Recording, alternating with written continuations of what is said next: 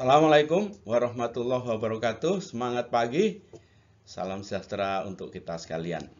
Perkenalkan, saya Amir Maksum, Widesuara pada BPSDM Provinsi Sulawesi Tenggara. Dalam kesempatan kali ini, saya akan menyampaikan strategi pembelajaran Agenda 2 Kepemimpinan Strategis, Pelatihan Kepemimpinan Nasional Tingkat 2, Pola Blended Learning. Dasar hukum dari penyelenggaraan PKN 2 terdiri dari Undang-Undang tentang ASN, Peraturan Pemerintah tentang Manajemen PNS, kemudian Peraturan LAN tentang penyelenggaraan pelatihan struktural kepemimpinan, dan yang terbaru adalah Keputusan Kepala LAN nomor 1 tahun 2023 tentang kurikulum pelatihan struktural kepemimpinan, dan Keputusan Kepala LAN nomor 2 tahun 2023 tentang pedoman penyelenggaraan pelatihan struktural kepemimpinan. Dalam pola blended learning system akan terdiri dari pembelajaran klasikal dan non-klasikal. Pada saat pembelajaran klasikal, maka peserta melakukan pembelajaran secara langsung, tatap muka dengan fasilitator atau widyaswara di kampus BPSDM. Sedang pada pelajaran non-klasikal, peserta akan tetap berada pada tempat kedudukannya dan akan melakukan pembelajaran mandiri maupun e-learning atau tatap maya. Dalam pembelajaran tatap maya akan terdiri dari kegiatan sinkronus, yaitu tatap maya langsung dengan fasilitator atau widyaswara, kemudian melakukan asinkronus yang berisi menjalankan tugas individu maupun kelompok yang diberikan oleh fasilitator saat proses pembelajaran sinkronus. Sebagaimana telah diketahui bahwa pada blended learning system terdiri dari 7 tahap kegiatan. Yang pertama adalah pembelajaran klasikal tahap 1, dilanjutkan pembelajaran mandiri yang nanti dipandu LMS, kemudian e-learning, sinkronus dan asinkronus tadi, kemudian membangun komitmen bersama, kemudian pembelajaran klasikal tahap kedua, dan selanjutnya peserta akan kembali ke tempat kedudukan kembali semula untuk melakukan aktualisasi kepemimpinan strategis, dan yang terakhir masuk kampus untuk melakukan pembelajaran klasikal tahap ketiga. Dalam jadwal pembelajaran pelatihan kepemimpinan tingkat 2 blended learning, sebagaimana bisa lihat di layar, kita bisa melihat posisi mata pelatihan Agenda 2 Kepemimpinan Strategis, di mana pada hari pertama kita akan melihat peserta akan menerima ceramah isu aktual dalam kepemimpinan strategis, dan kemudian hari ketiga ada ceramah isu strategis tentang kepemimpinan kewirausahaan, dan sekaligus nanti ada ceramah isu strategis tentang tema PKN yang akan digunakan di BPSDM Provinsi Sulawesi Tenggara. Selanjutnya, peserta juga akan melakukan pembelajaran Agenda 2 ini saat pembelajaran mandiri, yaitu pada hari ke-7. Dan nanti pada hari ke-14, 15, dan 16, nanti memasuki fase atau tahap pembelajaran e-learning. Nanti ada kegiatan sinkronus yang akan dipandu langsung oleh widyaswara atau fasilitator dan diberi penugasan untuk dikerjakan pada saat asinkronus. Sekali lagi, pada hari ke-14, hari ke-15, dan hari ke-16.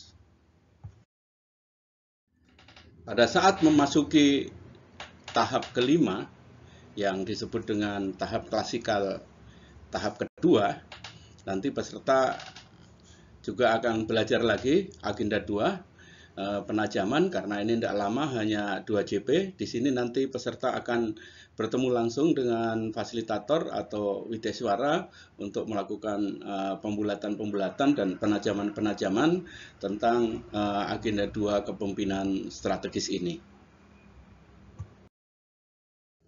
Dalam Keplan nomor 1 tahun 2023, di sana sudah dijelaskan secara rinci bahwa dalam Agenda 2 kepemimpinan strategis ini mempunyai tujuan pembelajaran, yaitu untuk membekali peserta dengan kemampuan mewujudkan kepemimpinan strategis melalui penerapan organisasi yang adaptif dan kepemimpinan kewirausahaan dalam membangun organisasi pembelajaran. Di sini terdiri dari 3 mata pelatihan, yaitu kepemimpinan digital, kepemimpinan kewirausahaan, dan organisasi pembelajar, di mana deskripsi singkat, hasil belajar, indikator hasil belajar, dan materi pokok dapat diperiksa pada slide-slide pada tayangan berikutnya.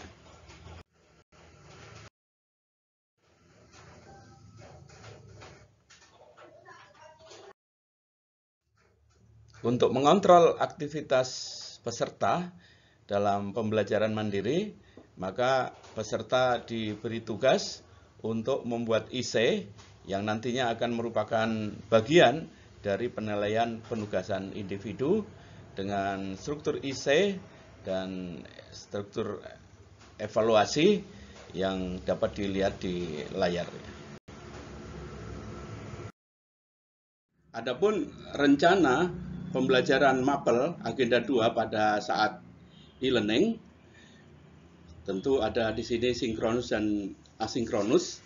Sinkronus kita selama 3 hari ini diberi jatah 11 JP dan asinkronus 14 JP. Nanti akan kita bagi dengan penugasan individu dan penugasan kelompok. Nah, pada hari pertama e-learning ini kita ngambil 4 JP, hari kedua 4 JP, dan hari ketiga nanti 3 jam pelajaran.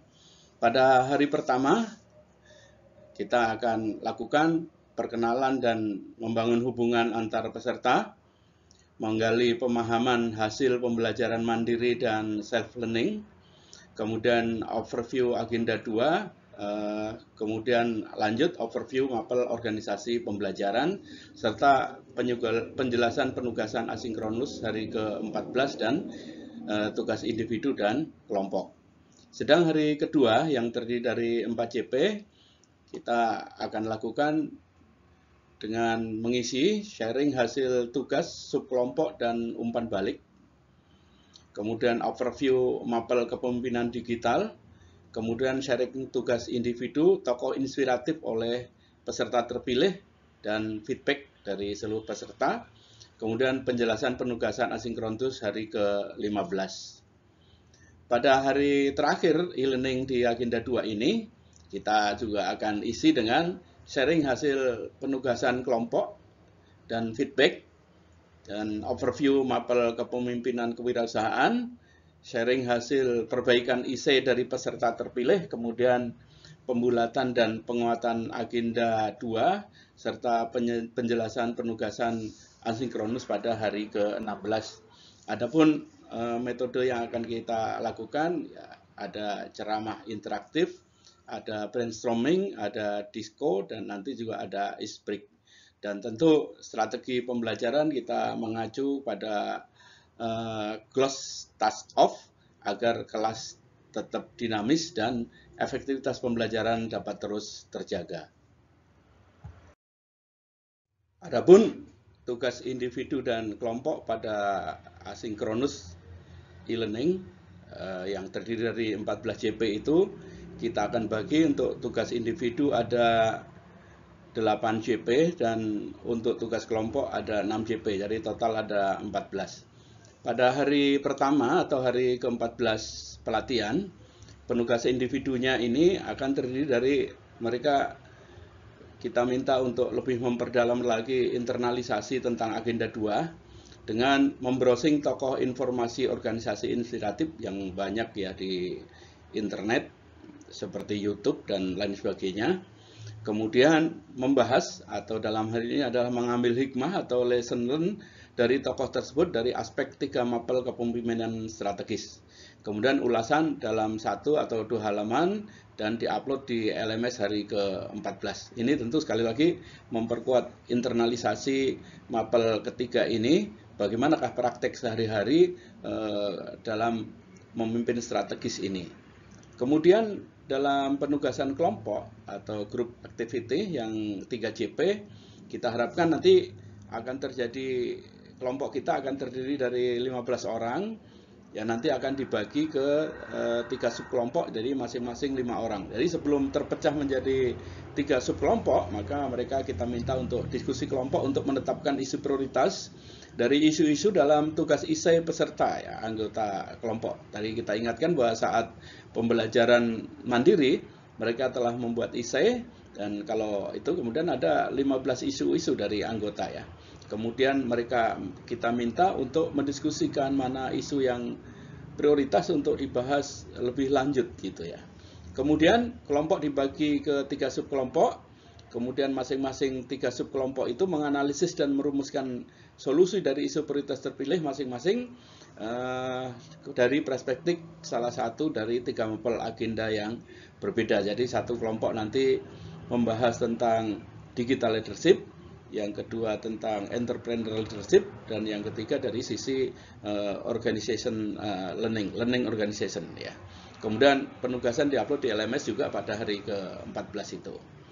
Kemudian di hari kedua penugasan individunya adalah kan mereka sudah punya IC, setelah diskusi mereka akan memperbaiki hasil diagnosa permasalahan organisasi tiap peserta.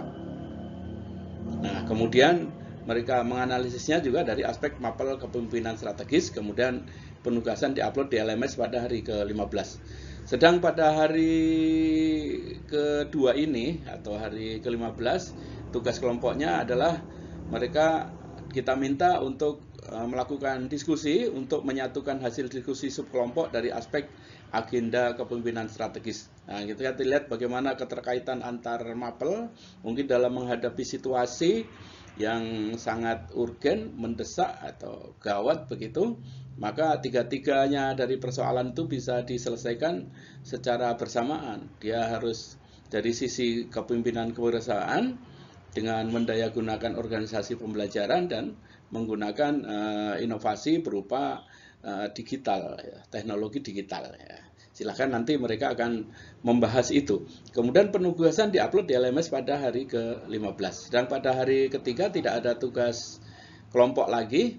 Mereka fokus di tugas kelompok yang nanti mereka menetapkan isu prioritas organisasinya, yang menganalisisnya dan merumuskan alternatif solusi dari perspektif agenda 2 ya, kepemimpinan strategis. Kemudian ulasan dalam 1 atau 2 halaman dan diupload di LMS pada hari ke-16. Selanjutnya pada hari ke-37 memasuki klasikal tahap kedua, maka akan ada tatap muka klasikal ya, tapi waktunya sangat singkat, yaitu 2 jam pelajaran. Dan nanti kita coba maksimalkan waktu yang ada.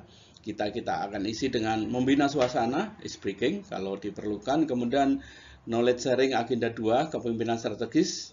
Dalam aktualisasi kepemimpinan strategis, kita mencoba mengevaluasi. Kemudian pembulatan pembelajaran agenda 2, dan diakhiri dengan pemberian apresiasi, motivasi, serta tindak lanjut, serta persiapan mereka untuk memasuki agenda ketiga dan agenda keempat. Demikian yang dapat kami sampaikan. Terima kasih. Billahi taufiq wal hidayah. Wassalamualaikum warahmatullahi wabarakatuh.